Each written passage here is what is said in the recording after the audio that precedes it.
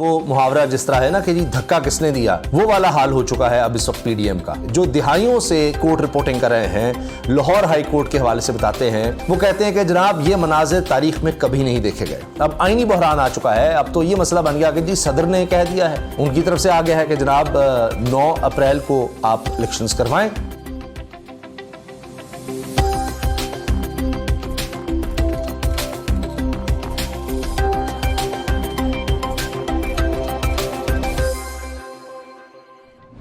अस्सलाम वालेकुम। पीडीएम ने इमरान खान साहब की पेशी गिरफ्तारी के शौक में अपना वो हाल कर लिया है कि अब एक दूसरे की तरफ देख रहे हैं, और वो मुहावरा जिस तरह है ना कि जी धक्का किसने दिया, वो वाला हाल हो चुका है अब इस वक्त पीडीएम का। कि बड़ा शौक़ था कि किसी तरह से इमरान खान को हम अदालत लेकर आएँ, अदालतों में उसके चक्कर लगवाएँ।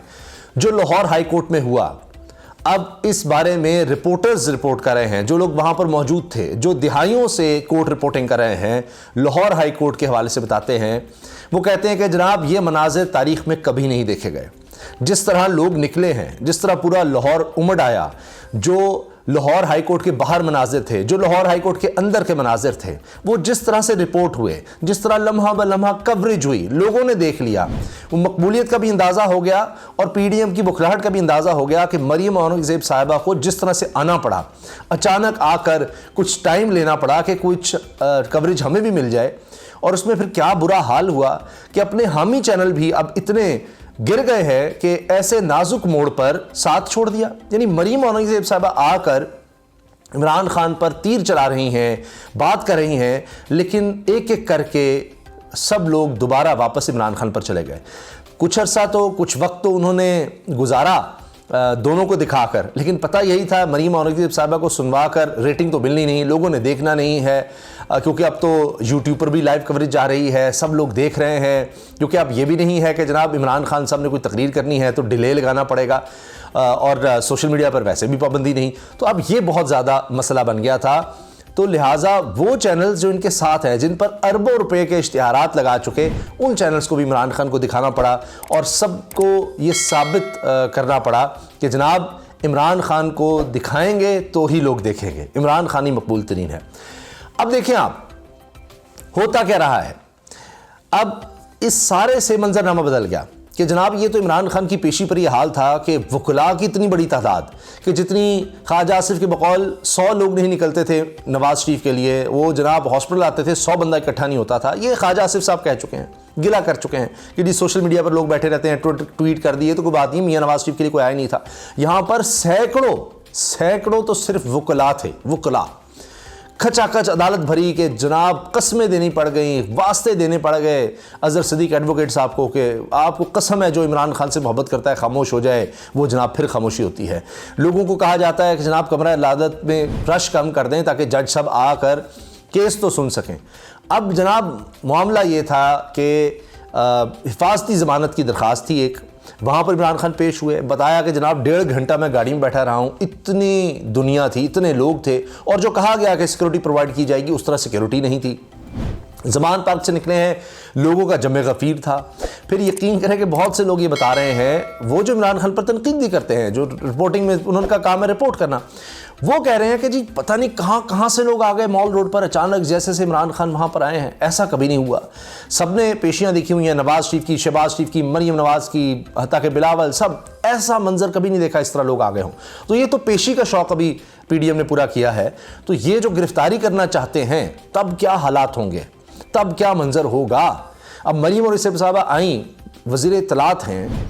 अब आप जानते हैं कि वैसे तो 86 की तो काबीना ही है, उनमें कितने लोग हैं, कितना एक भरपूर फ़ौज का एक आप समझें कि एक अलग बजट इनकी फ़ौज का है, वज़ारत इत्तलात के नीचे जो आता है, और दीगर वजारतों का, कि सिर्फ स्ट्रेटजी बनानी है और कोई स्ट्रेटजी नहीं है, कोई पाकिस्तान के हवाले से, कोई रियासत के हवाले से नहीं, सिर्फ और सिर्फ ये कि हुकूमत की प्रोजेक्शन करनी है पीडीएम की, और इमरान खान को नीचा दिखाना है, इमरान खान की कवरेज ना हो जाए, इमरान खान नज़र ना आ जाए, सुबह से लेकर रात तक यही कुछ।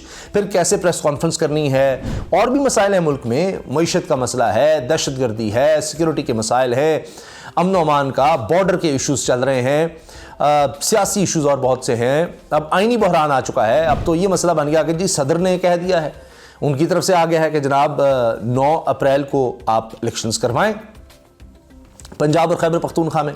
उस पर दौड़ें अलग लगी हुई हैं। अब इतने बुखला गए हैं, इतना इनका बुरा हाल हो गया इमरान खान साहब देखकर, लोगों का प्यार इमरान खान साहब के लिए देखकर, कि अब अजीबोगरीब बयान भी दे रहे हैं। ख्वाजा आसिफ साहब क्या फरमा रहे हैं कि जनाब पाकिस्तान तो दिवालिया हो चुका है। जो कह रहे हैं दिवालिया होगा, ये होगा, नहीं नहीं नहीं, दिवालिया हो गया हुआ है। नजम सेठी साहब का हाल ये है कि वो ट्वीट करते हैं तो कहते हैं जनाब वो तो PSL को मसला नहीं है, उन्होंने सिक्योरिटी इस्टेब्लिशमेंट को दहशतगर्द निशाना बनाना है। ख्वाजा आसिफ साहब को उनके खिलाफ बोलना पड़ जाता है कि ये इशराफिया है, इसको ये नहीं पता, इसकी नज़र में जनाब सिक्योरिटी के लोगों को निशाना बनाना की खैर है, इसको अपनी PSL की पड़ी हुई है। तो ये जब कराची में दहशतगर्दी वाक़या हुआ उसके बाद ये बयान देते हैं, एक दूसरे के खिलाफ ही शुरू हुए हैं। मरीम साहबा का अलग मशहूर हुआ इंटरव्यू सलीम साफ़ी साहब को दिया। वो ऐसे नहीं कहते 12th मैन है जनाब इमरान खान की टीम का, वो जब कोई बात करती हैं तो ओन गोल ही कर देती हैं, अपना ही गोल में जनाब फुटबॉल या बॉल में फेंक देती हैं। एक तो उन्होंने जो कहा कि फ्राइंग पैन से मैं इस्त्री करती थी कपड़े, और जनाब वहाँ चूल्हा था उस पर मुझे गर्म करने पड़ते थे, मैं खुद करती थी, इस्त्री करती थी कपड़े। तो ये सबसे बड़ा जुल्म उन्होंने बताया जो जेल में उनके साथ हुआ। अब इस पर जनाब कोई मीम्स बन रही हैं, कोई इस पर बात हो रही है कि जनाब ये जुल्म, ये बता रही हैं कि जनाब कपड़े भी इस्त्री करना था, ये मसला था, वहाँ चूल्हा भी मिला हुआ था, फ्राइंग पैन भी था। अब शहबाज गिल के साथ, आज़म स्वाति के साथ जो जुल्म हुआ, जो तशद्दुद हुआ, अब उससे लोग कंपैरिजन कर रहे हैं कि ये क्या बातें कर रही हैं। फिर इसहाक डार की तारीफ़ें कि तो बहुत अच्छी बात है जिस तरह उन्होंने मस्जिद चलाई, आप उसको देख लीजिए। तो उनके वो बयानात से ही, उनके इंटरव्यू से ही बहुत सी ऐसी बातें निकल गई हैं, कुछ कहने की ज़रूरत नहीं रहती। इसी तरह से आप देख लीजिए कि एहसन इकबाल साहब ने कहा जी 4,500 सीसी में गाड़ी वापस कर रहा हूँ। ओ खबरें लगवाई कि हमने गाड़ी वापस कर दी, पता लगा कि 4,500 सीसी कानूनी तौर पर वो रख ही नहीं सकते गाड़ी।